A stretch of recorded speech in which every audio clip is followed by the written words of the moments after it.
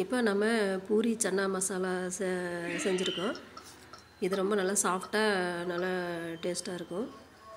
நம்ம பூரி வந்து ரொம்ப நல்லா சாஃப்டாக எண்ணெய் உறிஞ்சாமல் நல்லாயிருக்கும். நம்ம வந்து இதுக்கு வந்து சுண்டலும் உருளைக்கிழங்கு வச்சு மசாலா வச்சுருக்குறோம். இது ரொம்ப டேஸ்ட்டாகவும் இருக்கும், ரொம்ப ஹெல்த்தியானதும் கூட. இப்போ நம்ம இதை எப்படி செய்கிறதுன்ட்டு பார்க்கலாம்.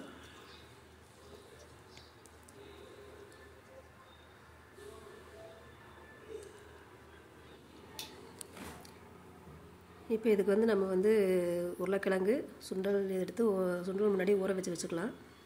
இப்போ இதுக்கு தேவையான காயெல்லாம் எல்லாம் வந்து கட் பண்ணி வச்சுக்கலாம்.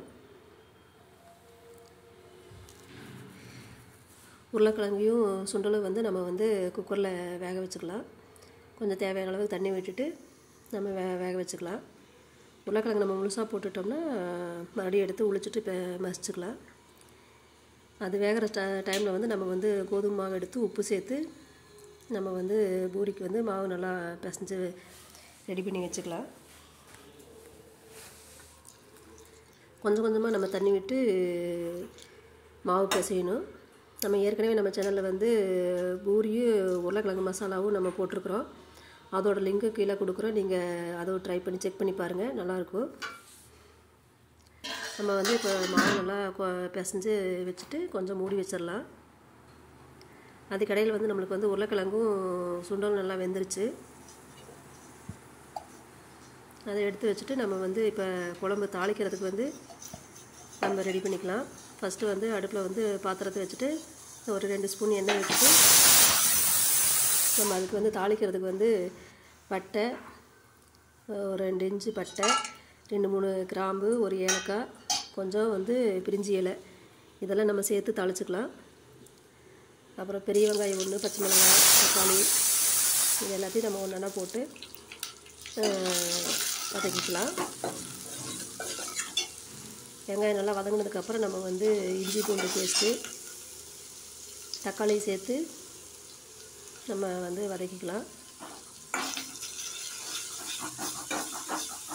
ஆனால் 1 ஸ்பூனுக்கு வந்து நம்ம வந்து இஞ்சி பூண்டு பேஸ்ட்டு வந்து நம்ம இதில் சேர்த்துக்கலாம். இஞ்சி பூண்டு பேஸ்ட்டு பச்சை வாசனை போனதுக்கப்புறம் நம்ம தக்காளியை சேர்த்துட்டு அதையும் நல்லா வதக்கிக்கலாம்.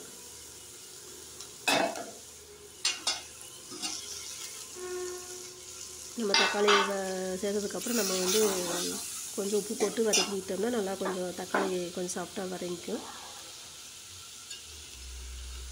நம்ம மறுபடியும் லாஸ்ட்டாகவும் மறுபடியும் உப்பு செக் பண்ணிவிட்டு நம்ம வந்து உப்பு சேர்த்துக்கலாம் தேவையான அளவு.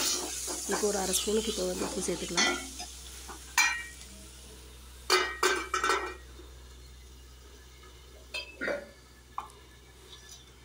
இப்போ வந்து நம்ம வந்து உருளைக்கிழங்கு வந்து நம்ம கட் பண்ணி போட்டனாலும் போடலாம், இல்லைன்னா மசிச்சு போட்டோம்னா நல்லாயிருக்கும். நல்லா வெந்துருச்சு. தோலை உளிச்சிட்டு வந்து நம்ம சுண்டல் வந்து தனியாக எடுத்து வச்சிடலாம். அந்த சுண்டல் வேக வச்ச தண்ணியும் நம்ம குழம்புக்கு சேர்த்துக்கலாம். வேறு தண்ணி சாதாரண தண்ணி சேர்க்க தேவையில்லை, நம்ம அதில் வேக வச்சதே சேர்த்துக்கலாம். கொஞ்சம் மஞ்சள் தூள்,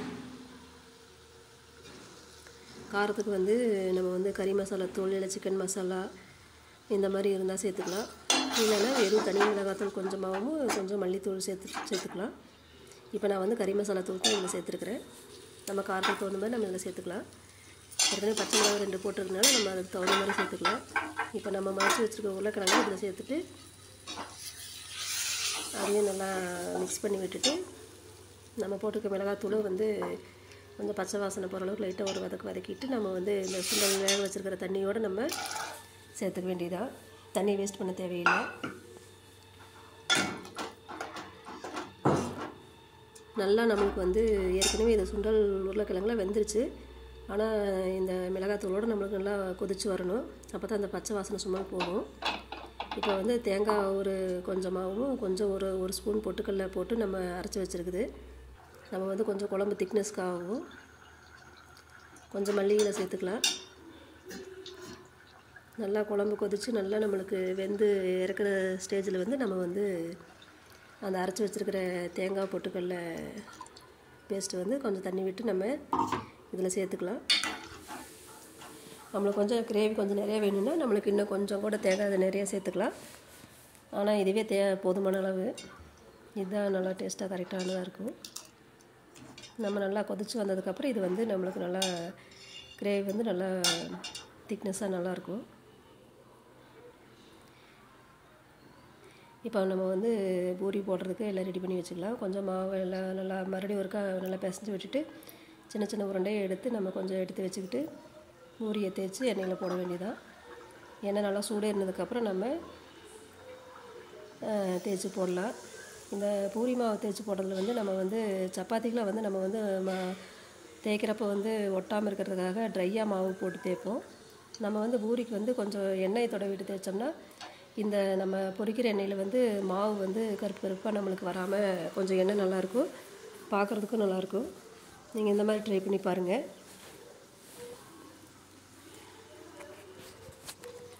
மாவு கரெக்டாக நம்ம பிசைஞ்சு இந்த மாதிரி போடுறப்போ வந்து நம்மளுக்கு நல்லா புசுன்னு நல்லா வரும். நம்ம இந்த மாதிரி எல்லாத்தையும் நம்ம போட்டு பொரிச்சு எடுத்துக்கலாம்.